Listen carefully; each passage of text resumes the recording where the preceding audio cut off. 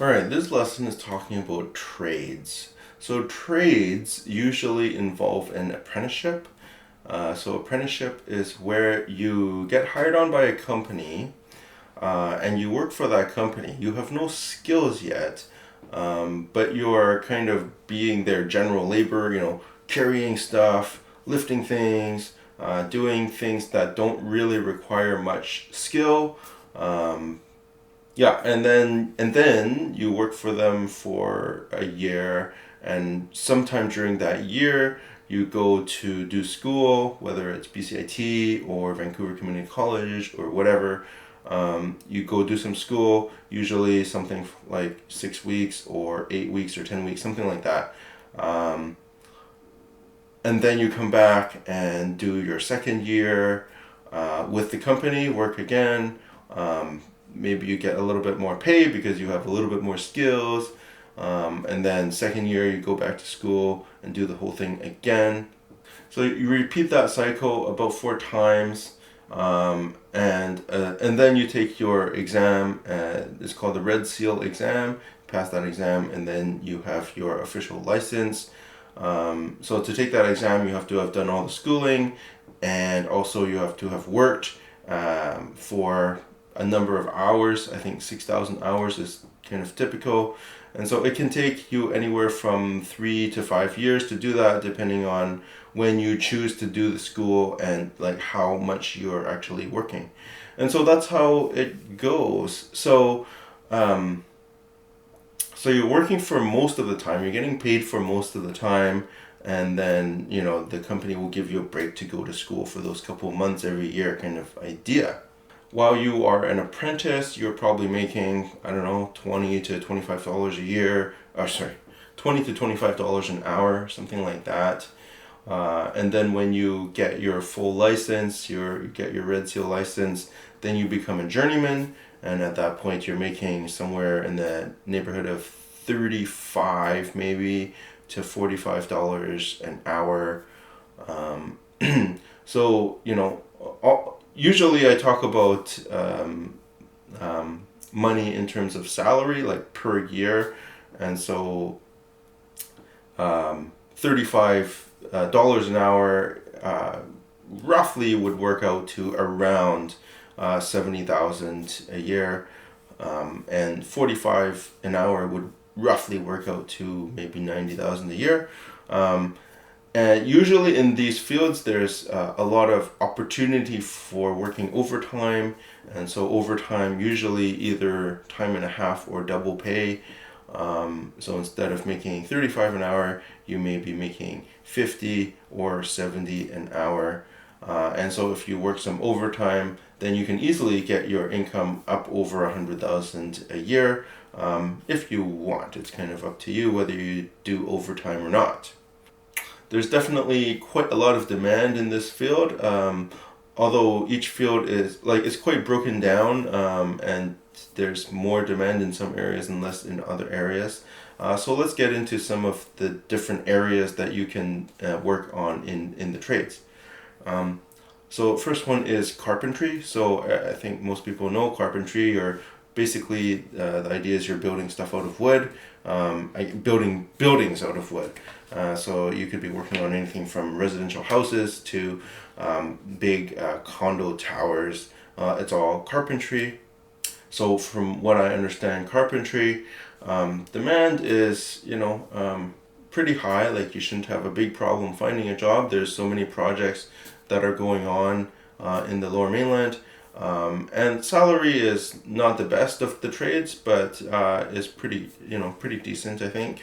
Another area is plumbing. Plumbing, so you're probably familiar with plumbing. It's anything that has to do with water coming into and going out of a building, and kind of everything in between: sinks, toilets, showers, bathtubs, drainage. All those things are plumbing.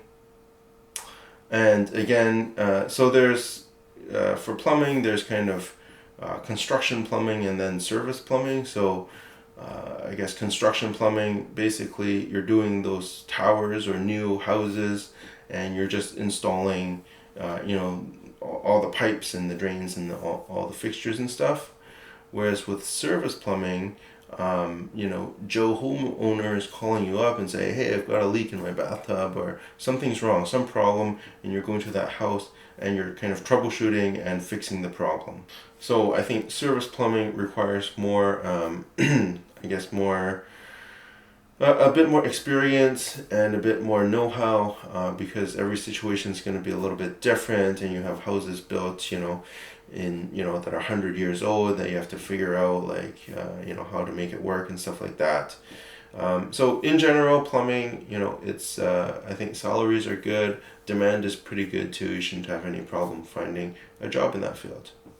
Another area is electrician. For electrician, basically you're looking at the wiring in a house or building, and making sure that it is safe and that it meets the needs of the people who are using that building. For this field, there's also BC Hydro, I think, hires quite a few electricians to deal with like the large scale demands of electricity stuff, on the industrial level and the generation. And so that's kind of another side of it. As an electrician, you might get involved in. So again, for this field, salaries are, like, I think, quite good, and demand is good also. I think this particular field has kind of a brighter future than maybe some other ones, because in the future, like, more and more things are going to become electrified, and you're going to need electricians to install and to make sure that all those things are running well. Install all the new car chargers that everyone's going to have in their garage. Install all the electrical upgrades for the heat pumps that everyone's going to have to replace their gas furnaces, which we'll talk about next in HVAC. HVAC stands for heating, ventilation, air conditioning.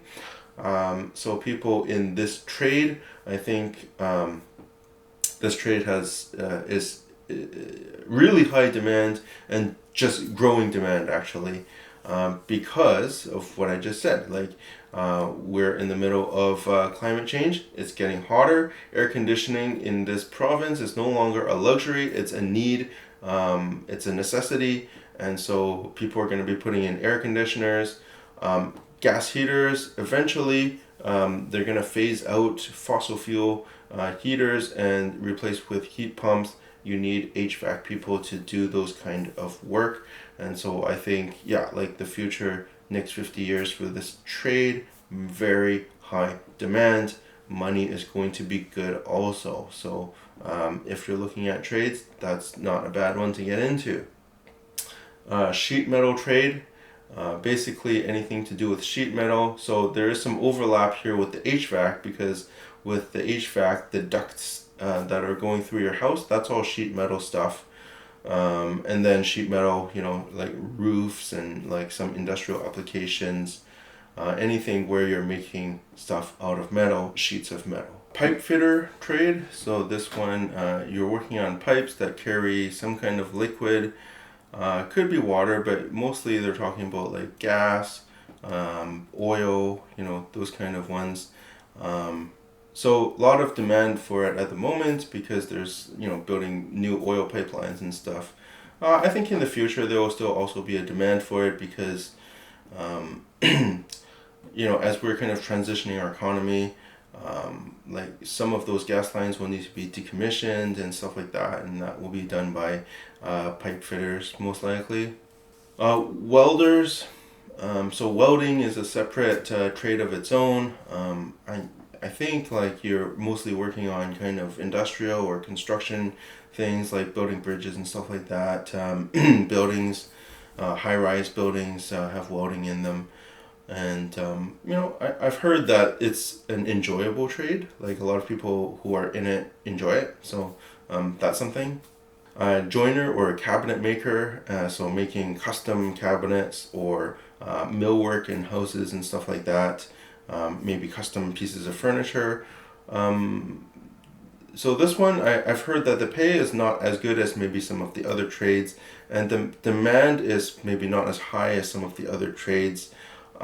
Used to be in the I don't know, 60s, 70s, like 80s, like, our parents or grandparents' time, it was really popular for people to have like custom woodwork in their house. Nowadays, like a lot of people just go to IKEA. So I think there's less demand for this kind of trade nowadays. Automotive mechanic. So, obviously people have cars, and if you love cars and working on engines, this is like not a bad place to be. Keep in mind that I think, in my opinion, future is going to be electric cars. You will still need mechanics to repair those cars, but probably less. And it's changing, the way that, it's not going to be a gas engine, it's going to be an electric engine.